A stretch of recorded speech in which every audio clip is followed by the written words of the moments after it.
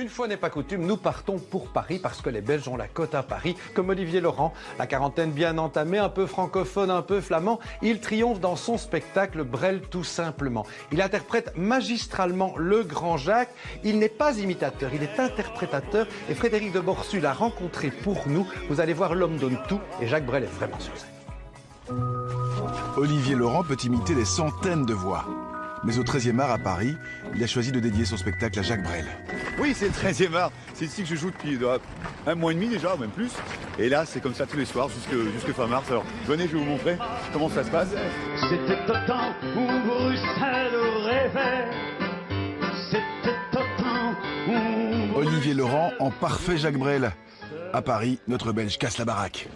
Alors, voici l'affiche du spectacle. Et ça, pour un artiste, ça fait toujours plaisir. Oui, oui, ça fait plaisir. Si, ça fait plaisir. Direction la loge, ambiance. Alors, je vous présente Aldo. Alors, il est extraordinaire, il est un accordiste extraordinaire. Mais le problème, c'est qu'il s'arrête jamais. Alors, jamais, il s'arrête jamais. Mais arrête-toi. C'était au temps où Bruxelles chantait. C'était au temps du cinéma muet. C'était au temps où Bruxelles chantait. C'était au temps où Bruxelles brûlait. Jacques Brel en concert, c'est ce que reproduit tous les soirs Olivier, grâce à un mimétisme étonnant. Pour préparer ce spectacle, je me suis préparé physiquement. Parce qu'en fait, chaque spectacle, c'est la folie, quoi. On est là, on perd, je sais pas, moi je perds 1-2 kilos par spectacle.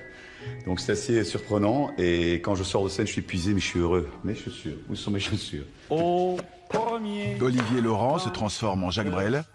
L'illusion doit être parfaite. Vous voulez que je montre mon secret? Eh oui. Vous voyez, regardez.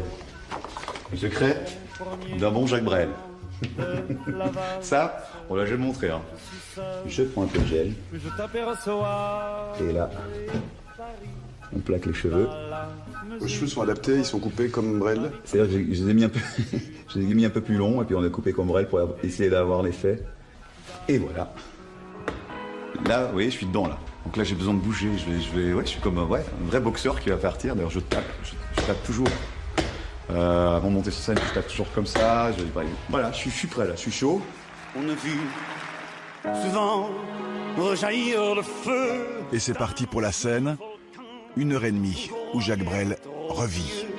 Il est, paraît-il, des terres brûlées, donnant plus de blé qu'en meilleur avril. Quand je fais Brel, en fait, je le vois devant moi. Et en fait, je le suis. Donc c'est un truc de dingue. Il est là, et donc je me dis, selon mes humeurs, et ses humeurs peut-être, je le fais différemment, mais je suis. Quand il me dit de faire comme ça, je fais comme ça, et je vois l'image devant moi, et je copie en fait. Dans le port d'Amsterdam, il y a des marins qui chantent les rêves qu'ils hantent au large d'Amsterdam. Pourquoi cette passion pour Brel? Parce que vous lui ressemblez? Parce que vous êtes imitateur et vous parvenez à le faire à la perfection? Non, en fait, tout est parti de mon grand-père, qui était un homme extraordinaire et qui écoutait du Brassens, qui écoutait des chanteurs d'opéra, qui écoutait Brel. Et quand mon grand-père me montrait les images de Brel, je dis, oh mais ça c'est ce que je veux. Et parfois je coupais même le son.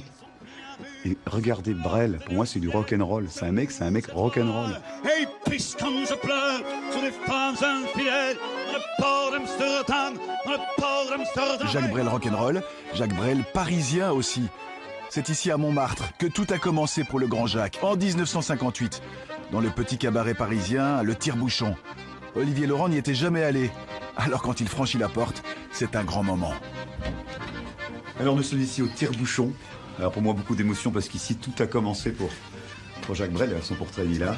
Et il a commencé ici, dans une toute petite scène ici en bas. Alors venez. Vous vous rendez compte ici, Brel et Brassens ensemble dans cet endroit, magnifique.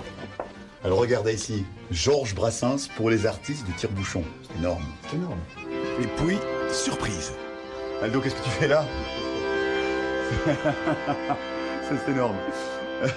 Eh bien écoutez, c'est pas prévu, hein, c'est incroyable. C'est sur cette scène-ci, je suis très ému que tout a commencé pour Brel. Donc voilà, on va vous faire une petite surprise. On va essayer de faire une petite chanson tous les deux. Avec la mer du Nord, dernier terrain vague, et des vagues de dunes pour arrêter les vagues Et c'est vraiment ici qu'il a commencé. Alors je trouve ça énorme parce que c'est petit, mais on sent une âme ici, dans cette salle. Et c'est vrai que, waouh, c'est comme quand on est monté sur cette scène Olympia, j'y ressens la même chose. Je sens qu'il y a quelque chose là. L'Olympia, Olivier Laurent y a déjà chanté, comme son idole, Jacques Brel. Oh, l'Olympia sous la neige. Vous l'avez fait l'Olympia d'ailleurs? Oui, en première partie de Patricia Cass. Et c'était le rêve. Cette salle, il y a de l'âme, il y a quelque chose d'incroyable dans cette salle. On sentait les vibrations et c'était pour moi un vrai rêve de gosse. Et c'était formidable d'être là. Franchement, cette scène est vraiment quelque chose de spécial.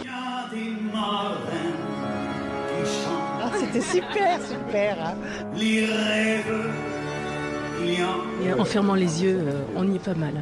on leur jeu danse. Il n'y a pas de mots, hein, c'est fort, hein, je pense. L'Olympia, Olivier Laurent le refait aussi pour nous dans le hall d'entrée. Magique.